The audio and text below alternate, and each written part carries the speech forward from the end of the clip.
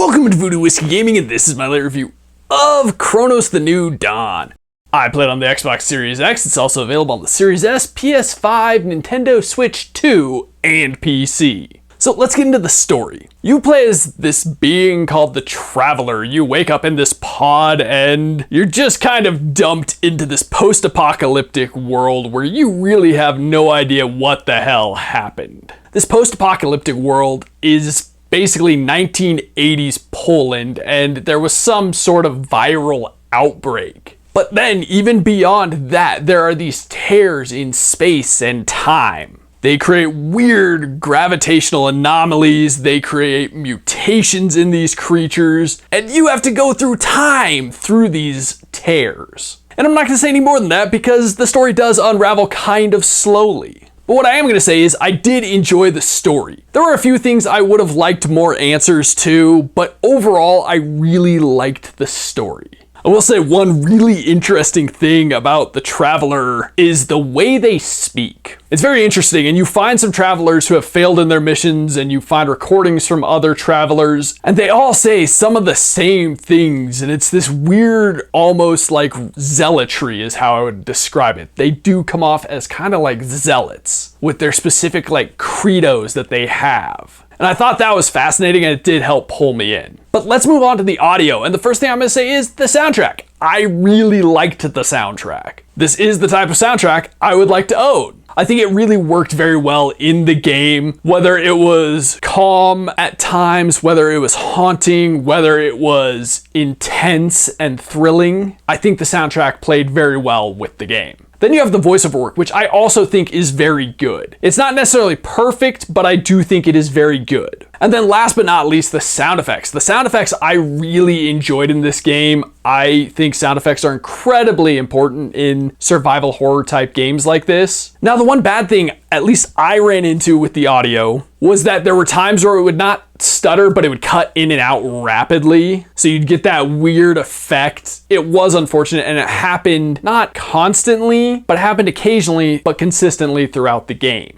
And the game was very enthralling, and all of that was great, but that was distracting for all the obvious reasons of having the audio just cut in and out rapidly. And then you have the gameplay mechanics and whatnot. And this is a survival horror game with a third-person camera and fairly action-oriented. And it hits the horror in the whole like grotesque and gore elements of the definition of horror, but it didn't hit it for the scary marks for me, at least. There were some good scary moments, and I do think they built some really good tension, but not necessarily scared. That being said, for grotesquerie, they definitely nail it. But it does play like a more traditional survival horror game. You are exploring these areas. There are some hidden areas. There are weapons. There is health. You can craft some of those things. Some of those things on their own are a little limited. Health was at times a little bit scarce. Or maybe that was just on me. You have guns, you have melee, you have a variety of weapons, and you get kind of ways to modify your base weapon. You can take your pistol, which charges up, which is a thing a lot of the weapons will do, is they will have a charged attack. But then you can remove that and have it fire 3 pistol bullets at a time. I didn't do that because pistol ammo, while not necessarily rare, it's not necessarily abundant. But then you can get like a burst fire submachine gun that becomes like a burst fire rifle or a shotgun or like some crazy sci-fi exploding gun. So I thought that was cool, and I think they did a good job mixing it up, but also keeping it with somewhat limited ammo because, you know, both the burst fire weapons fire the same ammo, both the shotguns fire the same ammo, the handguns fire the same ammo. They just operate differently, and I thought that was good. I think it mixes gameplay up, but also not so far out there that you're scrounging for this type of ammo or that type of ammo. They also do have limited inventory space, which you can expand upon, as well as an upgrade system, which is part of the expanding upon your inventory space. You can upgrade each of the weapons and max them out. You can max out your suit. There are puzzles, none of them too brain twisting, but there are some puzzles throughout, actually quite a bit, as well as a good amount of exploration, and the greatest collectible in all of video games, cats. You go around petting cats, and then once you have pet that cat, you can find it at your main hub and pet it some more. But that is actually a collectible in the game, and when you do find and pet a cat, they will drop an item that will allow you to upgrade or something like that. Something you can sell for value. You use currency to upgrade your weapons, you use components to upgrade your suit. And I gotta say, it reminded me of not necessarily like classic survival horror, but somewhat older survival horror from around 20 years ago. And if I had to complain about it, the only complaint I would really have is I do think a dodge mechanic would have benefited this game. You have to sprint and maneuver, you don't have a dodge. I think the dodge would have been really helpful. One other thing that I nearly forgot, there's the phylactery system, which is something I'm not even gonna get into, but there are these things called essences, and you can only carry 3 of them at a time, and I kind of hated it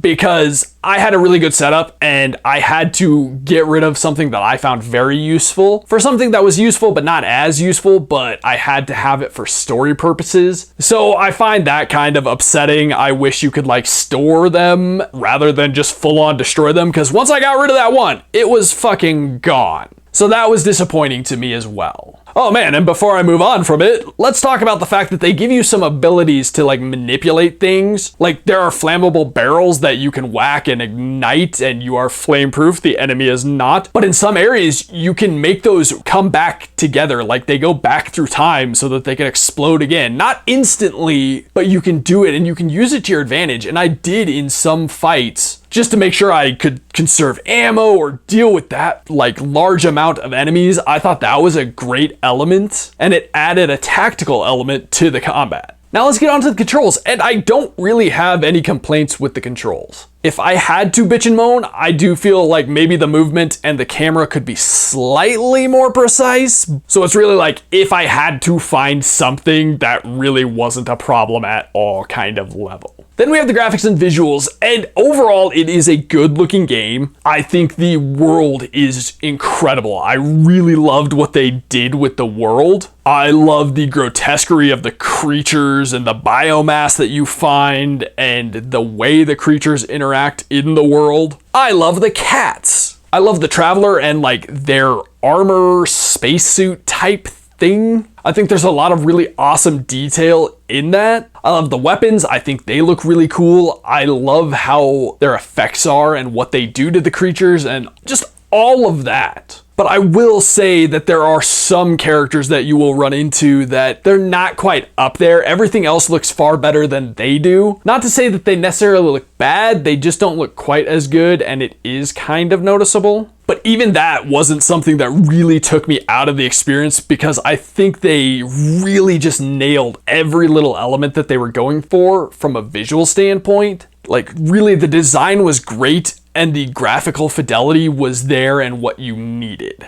One thing I also really liked with the creatures was that most of the creatures could like go and absorb the dead creatures and become more powerful, and they would look different and become more menacing. They might develop areas on their body that like you can't shoot, so you gotta find the weak spots. And I really just think they did a great job with executing all of that with those creatures, and they really did. I loved it because it definitely channeled The Thing in some ways, which one of my favorite horror movies of all time. Okay, so the only major issue I had was the game did crash on me a whopping 1 time, which is much better than other games I have played, so not a huge issue, an issue nonetheless though. But let's get into the wrap up, and I really enjoyed this game. Like, really enjoyed this game. I would say the audio issue that I had was my biggest complaint. It would take me out slightly, but it never took me out of the experience fully, and the story, the gameplay, just everything about it that really mattered, I really enjoyed. So I don't have a problem recommending this.